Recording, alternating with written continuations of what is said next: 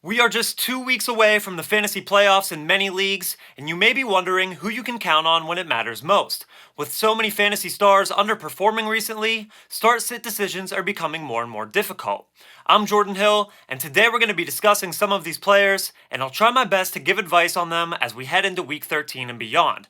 We'll dive right in, but first, please remember to leave a like on this video and drop a comment down below with the players that have you feeling panicked. Let's start things off at the running back position with James Conner. Conner hasn't scored a touchdown since returning from his knee injury, and he hasn't been effective as a pass catcher despite the return of Kyler Murray. In Week 12, Conner saw just 10 touches and totaled 32 yards while playing on his lowest snap share of the season.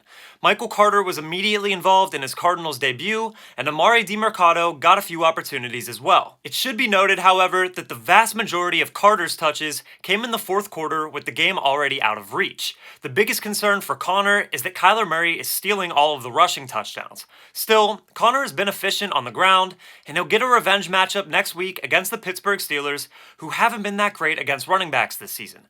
That being said, he's not a must start, but I think you can throw Conner in there as a low-end RB2 or flex option. Next up, we have Austin Ekeler. Ekeler is still getting a lot of work, but he's looked slow, and he hasn't been efficient since returning from injury back in Week 6. I am a little bit worried about Ekeler, but let's not freak out about his performance on Sunday night. The Ravens have one of the best defenses in the league, so I'm not really all that surprised that Ekeler disappointed in this matchup. He'll face a more manageable opponent in the New England Patriots this week, and then his schedule really opens up just in time for the fantasy playoffs. I know the results haven't been pretty recently, but I encourage you to stick it out with Ekeler and keep him locked into your starting lineups. Let's move on to wide receivers, starting with Chris Godwin. Godwin hasn't eclipsed double-digit fantasy points since Week 8, and he's just the wide receiver 39 on the season. Baker Mayfield seems to have a lot of chemistry with Mike Evans, who has 9 receiving touchdowns to Godwin's 1.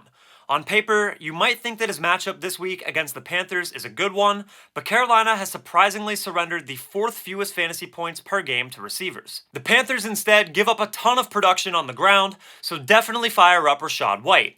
At this point in the season, there's probably not anyone out there worth dropping Godwin for, but I would try to bench him this week and maybe even going forward as well. Now let's talk about Cooper Kupp.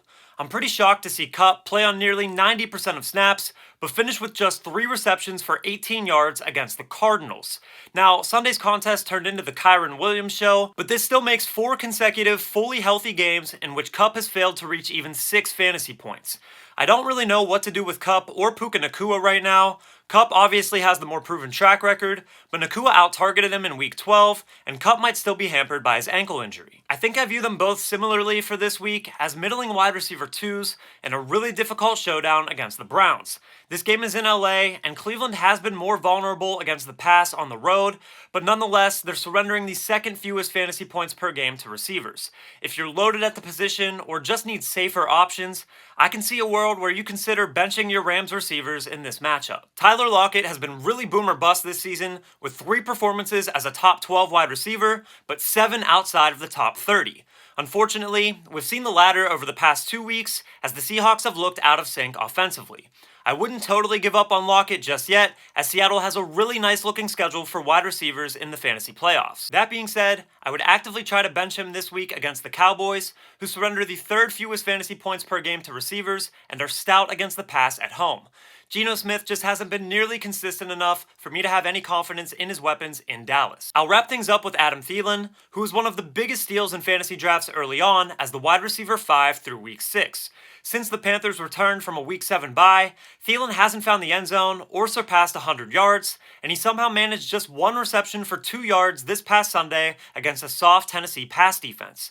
The good news for Thielen is that he has another great matchup this week against the Buccaneers, who have allowed at least one 100-yard receiver in 7 different contests this year. Carolina did just fire head coach Frank Reich, and I'm not sure how much of an immediate impact this is going to make, but as the only real dependable option for Bryce Young, Thielen shouldn't see a decrease in opportunities. He's far from a must-start, but I think you can roll the dice on him as a flex option on Sunday. Hope you guys enjoyed. Please don't forget to subscribe to RotoBaller for more great fantasy football advice that'll help you win big in 2023.